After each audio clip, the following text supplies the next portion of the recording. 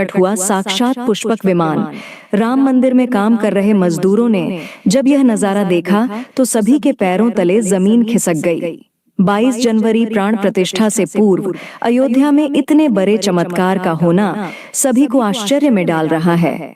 कुछ लोगों ने तो इसके साक्षात दर्शन भी किए हैं।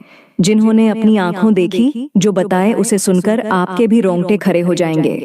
तो आगे बढ़ने से पहले अगर आप एक सच्चे सनातनी हैं, प्रभु श्री राम को अपना आराध्य मानते हैं, तो इस वीडियो को लाइक करके कमेंट बॉक्स में जय श्री राम जरूर लिखें।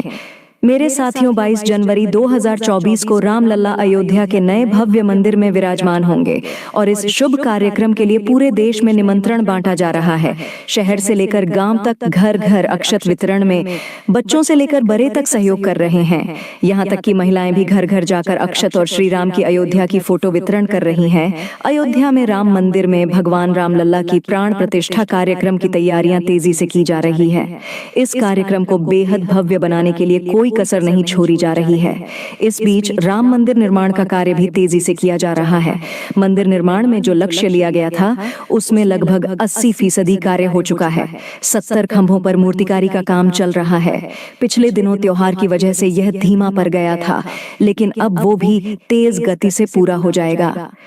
निर्माण कार्य जल्द से जल्द पूरा करने के लिए सभी मजदूर रात दिन मेहनत कर रहे हैं। लेकिन 10 जनवरी की रात कुछ ऐसा चमत्कार हुआ जिसे देखकर सभी मजदूरों के होश उड़ गए। जब रात्रि के समय सब मजदूर अपना काम निपटाकर तंबू में सो रहे थे, उसी समय अचानक से उन्हें वहां कुछ हलचल महसूस हुई। सुरेश नाम के एक मजदूर ने जब तंबू से बाहर झांक कर देखा तो उसे राम मंदिर के परिसर में कुछ अजीब सी पीली चमकती हुई चीज दिखाई दी। उसने अपने साथियों को जगाना चाहा, लेकिन कोई भी उसके साथ नहीं आया।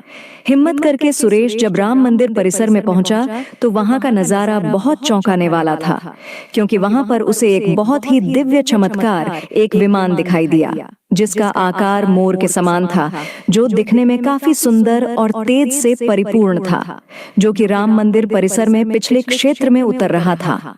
लेकिन उस विमान को नियंत्रित कौन कर रहा था, ये समझ नहीं आ रहा था, क्योंकि उस विमान में इतना तेज था कि सामान्य आंखों से नहीं देखा जा सकता था। लेकिन समझ में कुछ ऐसा आ रहा था मानो स्वयं साक्षात भगवान राम पुष्पक विमान के माध्यम से अयोध्या में उतर रहे हों। सुरेश ने यह चमत्कार अपनी आंखों से देखा, लेकिन अचानक से ही वह बेहोश हो गया, क्योंकि वो उसके तेज को सहन नहीं कर पा रहा था। सुरेश जब सुबह उठा तो वो उसी स्थान पर मौजूद था और उसके साथ ही मंदिर निर्माण कार्य पूरा करने के लिए जा रहे थे। और जब उसने सभी को रोक कर रात्रि की सच्चाई बताई, लेकिन सभी उसकी हंसी उड़ा रहे थे। लेकिन सुरेश मन ही मन समझ चुका था कि प्रभु श्री राम अयोध्या आ चुके हैं।